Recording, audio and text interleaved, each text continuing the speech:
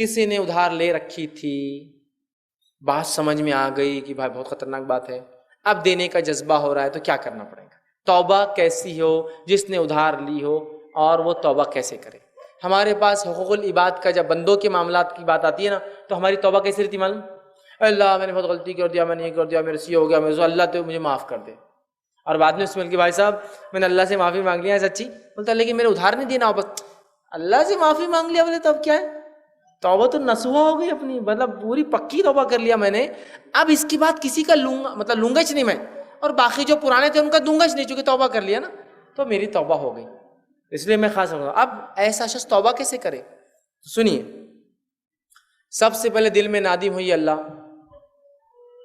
غلطی ہوئی، بہت زبردست غلطی ہوئی، بہت زبردست غلطی، اللہ میں نادم ہوں. دوسرا، اللہ کے حضور توبہ کرے، اللہ کے انشاءاللہ اب میرے سے یہ دوبارہ نہیں ہوگا جو میں نے کیا، لوگوں کے پیسے روپیے مال لوٹ لیے تھے، دیا نہیں، غبن کر لیے، جائز سمجھا اپنے لیے، حلال سمجھا، اللہ میں معافی چاہتا ہوں. تیسرا کام اس کو یہ کرنا ہے، پھر وہ عمل کو نہ دہرائے. ادھار لے کوئی مسئلہ نہیں، لیکن اس نیت سے جو لیا تھا نا، واپس نہیں کرنے کی نیت سے، دھوکے کی، وہ عمل نہ دہرائے. اور ایک چوتھا کام بھی کرنا پڑے گا. کیا ہے؟ وہ شخص کے پاس جائے، نہیں ملتا ہے تو ڈھونڈے، مر گیا ہے تو وارثوں کے پاس جائے اور بولے بھیا یہ تھا وہ جو لیا تھا، واپس کرتا ہوں تجھے. یہ ہے توبہ. واپس دینا پڑے گا آپ کو، لیجئے ان ہینڈ، یہ میری توبہ ہے اور میں آپ کو یہ چیز واپس کرنا چاہتا ہوں، یاد رکھیے. اور اس چیز کو اسے کیا کیجئے؟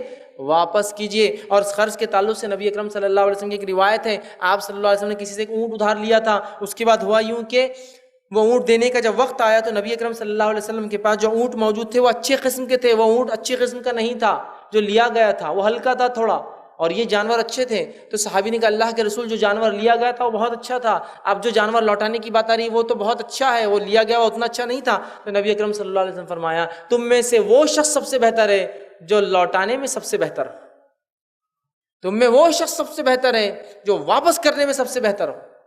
ویسے یہ حدیث عام ہے، سب چیزوں میں ہو سکتی ہے. اسٹوڈنٹ ہیں آپ، کسی سے نوٹس لیتے ہیں، اس کی بک لیتے ہیں، کبھی کور چڑھا کے واپس دیجیے اس کو، اچھے سے لوٹائیے اس کو، اس سے اچھے انداز سے واپس دینا اس چیز کو لوٹا کر. سمجھ رہے آپ؟ ہمارے واسطے والا لے لیا تو بس گیا ادھر کی چیز ادھر ہی چلے گی، ایسا نہیں ہونا چاہیے. اس سے اچھا، سب سے اچھا انسان وہ ہے جو قرض دینے میں سب سے اچھا ہے، لوٹانے میں سب سے اچھے ہوتے ہیں، معاملات میں جو اچھا ہے اس کو اچھا کہا گیا ہے. سمجھ رہے ہیں؟ اس بات کو ہم سمجھے. تو توبہ کے 4 شرائط ادھار والوں کے لیے، قرض والوں کے. پہلا، دل میں نادم ہو، اللہ سے توبہ کرے اور واپس وہ عمل کو نہ دہرائے کہ بری نیت سے قرض لے. اور چوتھا کام، نہ ہو تو ڈھونڈ کر لوٹائے، مر گیا ہو تو اس کے وارثوں کو لوٹائے. اب دوسرا مسئلہ یہ بھی ہو سکتا ہے، یہ مر گیا ہو جس نے ادھار لیا تھا، بچے یہاں موجود ہیں، ابا نے زمین ڈبا دیے تھے، کرائے کا گھر جو تھا لے کے اب اپنے نام پہ کرے ہوئے ہیں، ابا تو مر گئے، واپس لا، تو اس کے وارث جا کر ان کے وارثوں کو پکڑیں گے، اگر وہ زندہ ہے تو اس کو، یا اس کے وارثوں کو اس کے بچوں سے کہیں گے ہمارے ابا نے غلطی کی تھی، یہ زمین آپ کی، ہم چابی دے کے نکل جا رہے ہیں. ورنہ وہ آدمی کا جو حال ہوگا، اللہ ہی رحم کرے، آپ کو لوٹانا ہے.